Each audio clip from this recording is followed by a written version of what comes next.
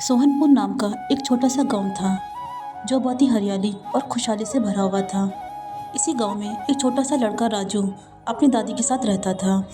राजू के माता पिता बचपन में ही गुजर जाते हैं। राजू रोज जंगल से लकड़ियां काट कर लाता और उसे बाजार में बेचकर जो भी पैसे मिलते थे उससे अपना और अपनी दादी का पेट भरता था। राजू बहुत ही समझदार और ईमानदार लड़का था।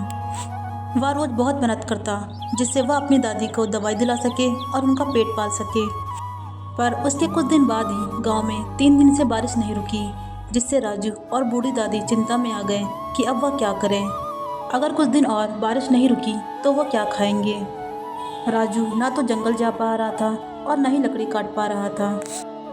राजू बेटा, बारिश बहुत तेज हो रही है, तुम जंगल मत जाना।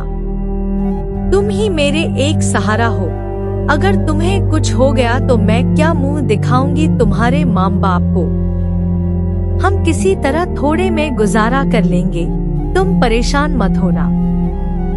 हाँ दादी, बारिश जैसे ही धीमी होगी तभी जाऊंगा जंगल, आप परेशान मत हो। मैं खुद भूखा रह लूंगा पर आपको भूखा नहीं रख सकता। इसके लिए मुझे कुछ भी करना पड़े मैं करूंगा। राजू अगले दिन ही बारिश धीमी होते ही जंगल की तरफ निकल जाता है, पर जंगल की सारी लकड़ियां गीली हो चुकी थी। राजू यह देखकर बहुत निराश हो जाता है कि अब वह क्या करेगा। राजू एक पेड़ के नीचे बैठकर रोने लगता है और अपने मन में कहता है, हे भगवान, मैं क्या करूं? घर में खाने को कुछ नहीं है। मैं दादी को क्या जवाब दूंगा? मेरी मदद करो भगवान, कोई रास्ता दिखाओ। राजू ये सब सोच ही रहा होता है, तभी वहाँ पर एक अद्भुत दिखने वाला लड़का आता है। वो राजू से बोलता है, क्या हुआ बेटा, तुम रो क्यों रहे हो इतना? कोई परेशानी है तो मुझे बता सकते हो।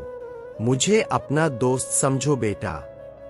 राजू इस लड़के की बात सुनकर उसको सारी बातें बता देता है कि उसके ऊपर कैसी मुसीबत आन पड़ी है।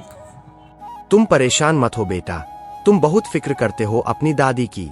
मैं इस बात से खुश हुआ हूँ। मैं ज्यादा तो नहीं कर सकता, पर मैं तुम्हें एक जादुई लालटेन देता हूँ। तुम कुछ भी इससे मांगोगे, साफ नीयत से, ये तुम्हें सब कुछ देगी। राजू घर आकर सारी बातें अपनी दादी से बता देता है कि कैसे उसे एक लड़का मिला और उसने जादुई लालटेन दिया है। फिर राजू लालटेन से कहता है, हे जादुई लालटेन, मुझे कुछ खाने को दो, अच्छा सा, और थोड़े पैसे भी दो। राजू के इतना कहते ही पैसा और खाना आ जाता है, जिससे वह दोनों देखकर खुश हो जाते हैं।